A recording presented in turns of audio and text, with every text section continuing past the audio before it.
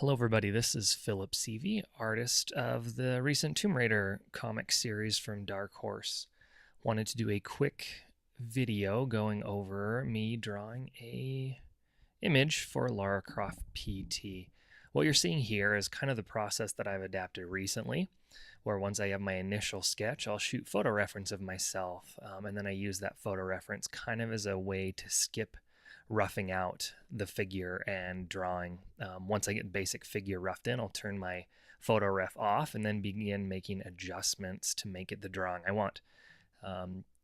Cameras, photos, realism will never quite be the way it is. There'll be distortion, things won't look quite right, and that's why I just use it as a base. I'm drawing everything right now in Clip Studio Paint Pro, also known as Manga Studio.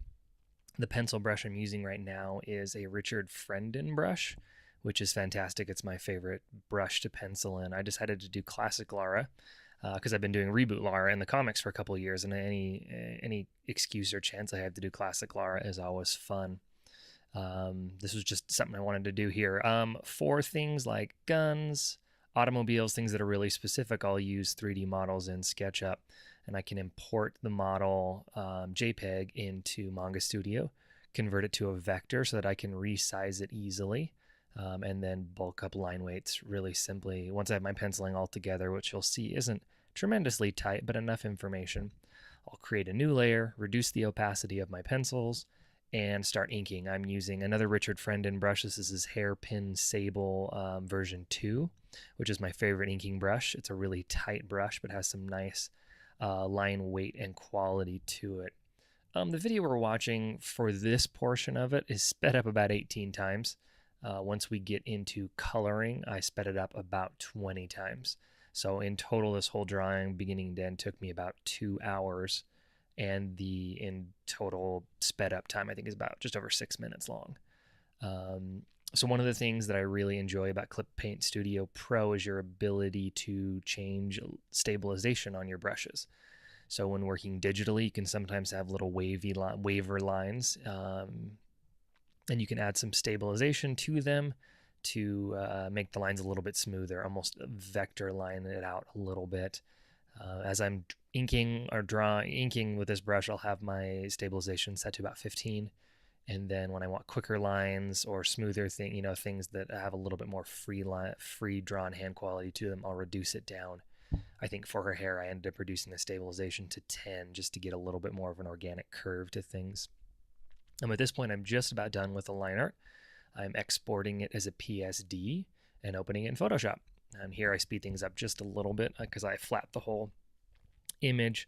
Flatting is the process of selecting shapes and filling them with a block solid color. Makes it much easier for rendering and selections and corrections and so on and so forth. And the best strategy with flatting is kind of start from your back and move forward because it's easier to overlap and clean up shapes. Flatting is not a tremendously glamorous or exciting thing to do, but it is tremendously valuable. When I color my own work, I work with a flatter or someone who does this specifically, and they are lifesavers and brilliant geniuses. The times that I have to flat myself, I can, but I much prefer on larger projects to leave it to someone who's faster and more adept at it than I am. The image I'm sampling colors from the right was an image I did for Crystal Dynamics for the 20th anniversary of Tomb Raider last year. They gave away prints of it at San Diego Comic-Con. I also got permission and licensing approval to make a print of it on my own, which I have for sale. Usually at this point, it's just at conventions. I haven't opened it up for online sales. Once I've got all my basic colors selected, this is my process of coloring these days, is to kind of use a photo bash of textures to digitally paint my backgrounds in. I'm just using a standard chalk brush in Photoshop with pressure sensitivity turned on. And then I'm just sampling the colors from existing images I'll pick and then coloring what I want, reshaping the thing to this point. It's a coloring process I've been using for a while on my own stuff. And then I'll color the figure in a bit more traditionally, comic book style, to have it stand out. I should note that I'm doing all of this on a 24-inch Cintiq, which is a screen monitor that you can draw directly on. Cintiqs are Wacom products, and they're fantastic. Once I get all my basic colors in with my chalk brush, then I'm using a combination of like a smooth airbrush to blend things in. Then I use dodge and burn tools just to balance out my values here. I will take all the colors of just Lara herself, and I'm going to outline all the areas where there'll be some shading or rendering on it.